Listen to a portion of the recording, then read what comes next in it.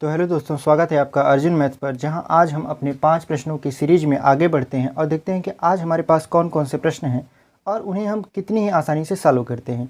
तो चलिए देखते हैं कि हमारे पास कौन कौन से प्रश्न हैं। पहला प्रश्न है हमारा, एक राशि साधारण ब्याज पर 8 वर्ष में दोगुनी हो जाती है, प्रतिवर्ष ब्याज दर क्या है। देखिए, अगर ऐसे प्रश्न में ब्याज दर आपसे पूछे तो आपको कुछ करना नहीं है, शॉर्ट का ट्रिक बता रहे हैं। सीधे आप जो वर्ष दिया रहे उसका 100 में भाग कर दीजिए, जो आएगा वही आपका उत्तर होगा। जैसे देखिए, 8 एकम 8 और 8 दूनी 16 और 8 पर 40, कितना आ गया आपका 12.5। तो कौन सा आपका उत्तर सही हो जाएगा? तो option number B is the right answer. उम्मीद है आपको ये ट्रिक समझ में आया होगा। जब ऐसे प्रश्न दिए रहे साधारण ब्याज का, समय दिया रहे, वो कहा रहे कि दोगुना हो जाए, कुछ मत करिए, आप 100 में जो समय दिया रहे उससे भाग दे दीजिए, आपका उत्तर आ जाएगा। बढ़ते हैं अपने अगले प्रश्न की तरफ और देखते हैं कि हमारा अगला प्रश्न क्या है। हमारा जो अगला प्रश्न है वो ये है कि ए तथा बी की वर्तमान आयु का अनुपात 2:3 है। अब से 21 वर्ष बाद बी की आयु ए की 6 वर्ष बाद की आयु की दोगुनी होगी। ए और बी की वर्तमान आयु के बीच कितना अंतर है? तो यहाँ पे लिख लेते हैं ए और यहाँ पे लिख लेते हैं बी।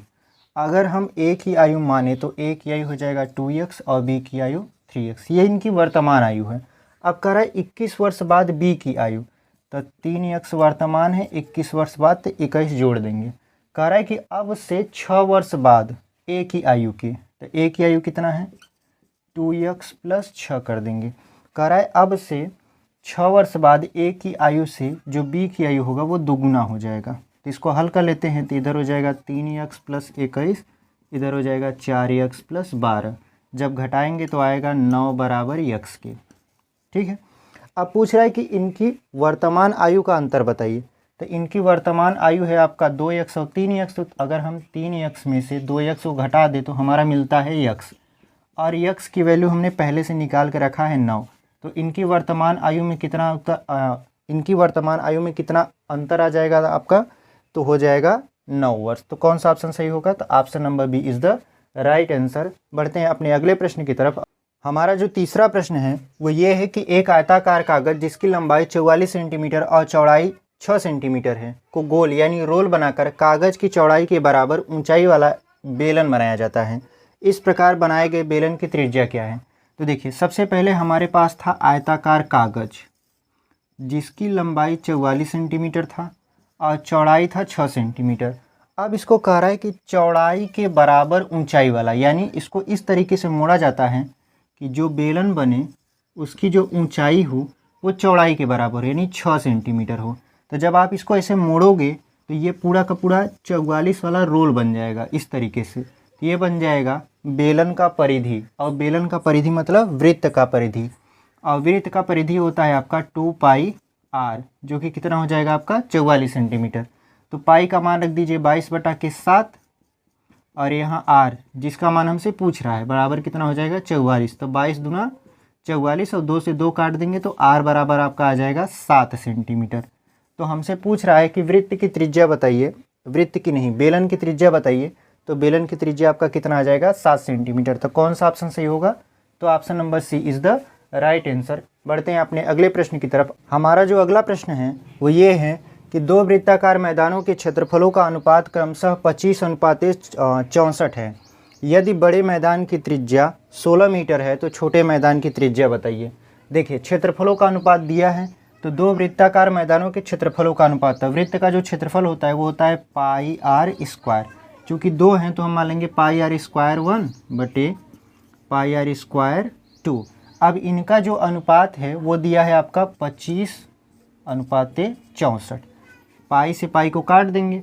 अब ये जो स्क्वायर है उस तरफ जाएगा तो वर्गमूल बन जाएगा, यानी अगर हम r1 बटा r2 देखें तो 25 का वर्गमूल 5 और 64 का वर्गमूल 8 हो जाएगा।